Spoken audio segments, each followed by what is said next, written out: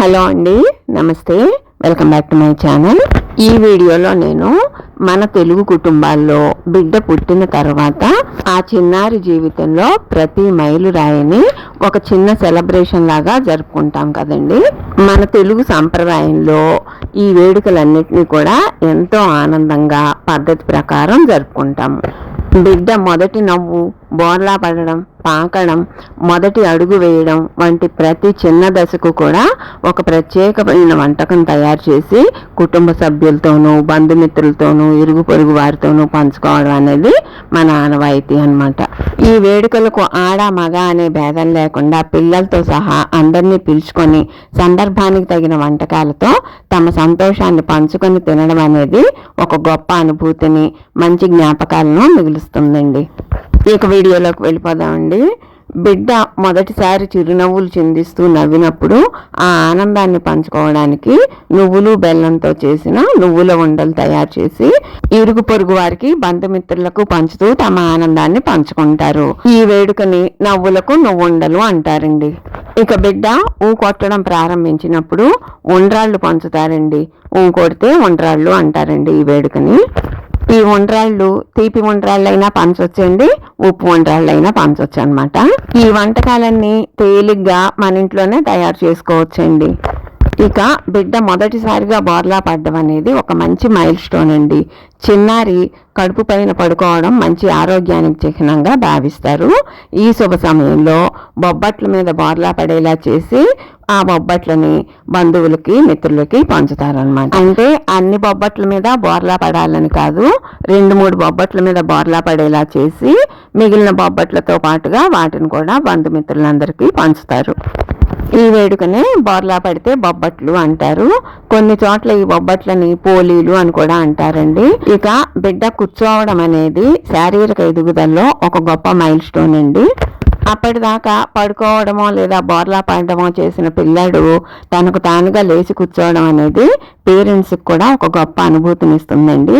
So ఈ సందర్భంగా కాజాలు పంచుతారనమాట. కూర్చుంటే కాజాలు అంటారు కదా, సో ఆ సాంప్రదాయం ఇది. ఇవి కూడా ఇంట్లో తయారు చేసేసుకోవచ్చండి. ఇక చిన్నారి పాకుతూ ఇల్లంతా తిరిగే దశండి. ఈ మైల్ స్టోన్ కి పరమాన్నం లేదా పాయసం లేదా పాలతాలికలు తయారు చేసి ఇరుగు పొరుగు వారికి, బంధుమిత్రులకి పంచుతూ తమ ఆనందాన్ని పంచుకుంటారు. మన ఓపికను బట్టి మూడిట్లో ఏదో ఒకటి తయారు చేసి ఈ వేడుకను జరుపుకోవచ్చు. ఇక బిడ్డ మొదటిసారిగా గడప దాటుతున్నప్పుడు గారెలు తయారు చేసి ఇరుగు పొరుగు వారికి పంచుతూ తమ ఆనందాన్ని పంచుకుంటారండి. దీన్ని గడప దాటితే గారెలు అనే సాంప్రదాయం అంటారనమాట. ఇక చిన్నారి మొదటి అడుగులు. బిడ్డ తన కాళ్లపై తను నిలబడి నడకలు మొదలుపెట్టి అత్యంత మధురమైన ఘట్టమండి ఇది. అడుగులకి అరిసెలు అనే ఈ వేడుకని ఘనంగా జరుపుతారండి. ముందుగా నేల మీద ఒక వస్త్రం పరిచి దాని మీద తమలపాకులు లేదా అరిటాకులు పేర్చి ఆ ఆకుల మీద అరిసెల్ని పేర్చాలండి. ఆ అరిసెల మీద చిన్నారితో అడుగులు వేయించాలన్నమాట. పిల్లలు అరిసెల మీద అడుగులు వేయడానికి బెదిరిపోతారండి.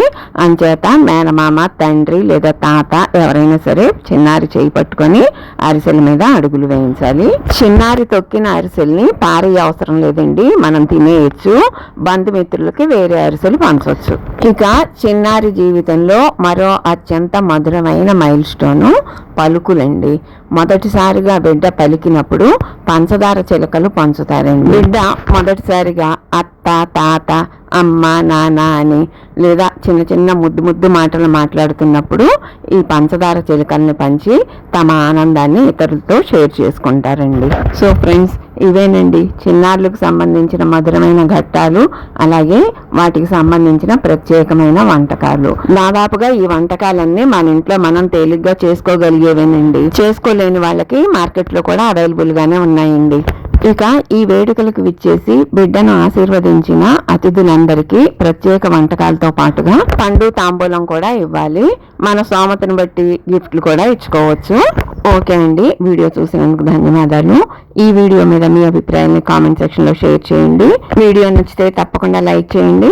మరిన్ని వీడియో అప్డేట్స్ కోసం నా ఛానల్ సబ్స్క్రైబ్ చేయడం మాత్రం అస్సలు మర్చిపోకండి. మరో మంచి వీడియోతో మీ ముందుంటాను. అంతవరకు సెలవండి మరి. నమస్తే.